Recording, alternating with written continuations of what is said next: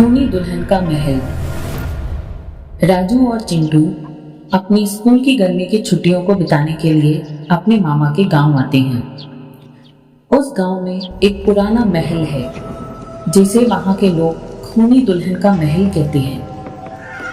वो लोग राजू और चिंटू को समझाते हैं कि उस महल के आसपास कभी नहीं जाना। वो उन्हें बताते हैं कि उस महल में एक लड़की की शादी थी, लेकिन शादी के दिन ही वो दुल्हन गायब हो गई और इसलिए अब हर पूर्णिमा की रात अपनी अधूरी शादी को पूरी करने के लिए वो दुल्हन उस महल में वापस आती है। अक्सर रात को वहां के आसपास गुजरने वाले लोगों ने महल से संगीत, चूड़ियों की आवाज आते हुए सुना है। एक दिन राजू और चिंटू खेलते खेलते उस महल के पास पहुंच जाते हैं। अचानक से उस महल का दरवाजा खर्र की आवाज के साथ खुल जाता है। वो बच्चे अंदर चले जाते हैं और जाकर देखते हैं कि वो महल बिल्कुल पूरी शादी जैसा सजा हुआ था, लेकिन सब कुछ धुंधला दिखाई दे रहा था, धुंध से भरा हुआ था। चिंटू को शीशे में एक दुल्हन की परछाई भी नजर आती है, लेकिन जब वो घबरा के सामने देखता है तो उसे कोई नजर नहीं आता। वो चिंटू को कहता है कि चलो यहाँ से जल्दी चलो, इस महल से बाहर निकल चलो। वो दोनों पलटकर निकलने को तैयार होते हैं, लेकिन जैसे ही वो महल के दरवाजे के पास आते हैं वो दरवाजा अपने आप बंद हो जाता है। वो दोनों बहुत डर जाते हैं। तभी अचानक एक दुल्हन पूरी सजी हुई उनके सामने आती है। सब लाल जोड़ा सजा हुआ, लेकिन उसके पैर जमीन पर टिके हुए नहीं थे, वो हवा में टिकी हुई थी। उसकी आंखों में आंसू भरे हुए थे, लेकिन वो मुस्कुराते हुए उनसे पूछती है, क्या तुम मेरी शादी में शामिल होगे?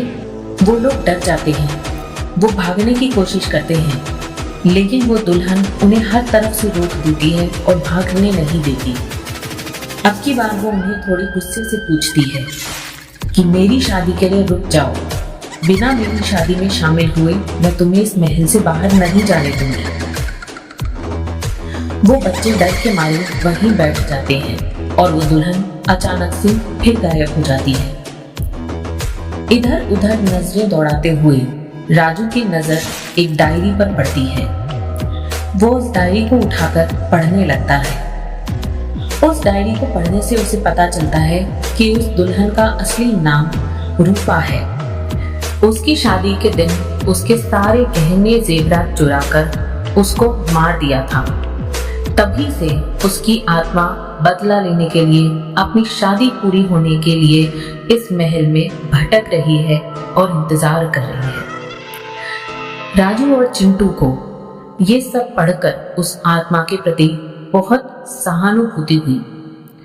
वो इस गांव को भी इस महल से, इसके भूत से आजाद कराना चाहते थे।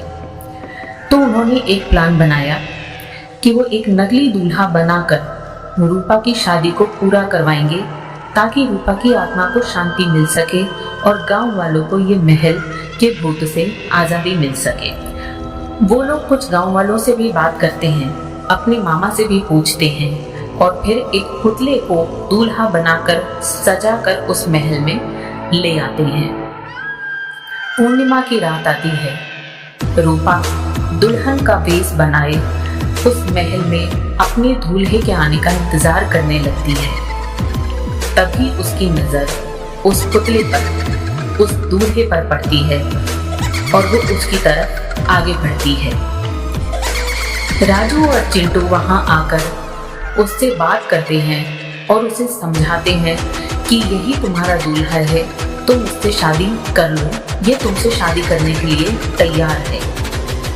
रूपा भी खुशी खुशी उनकी बात मान जाती है और शादी की रस्में शुरू कर लेती है। शादी जैसे ही शुरू होती है, उस महल में एक पूरी चमकदार सफेद रोशनी चमक जाती है और रूपा उस सफेद रोशनी में पूरी तरह से चमकती हुई सफेद दिखाई देने लगती है।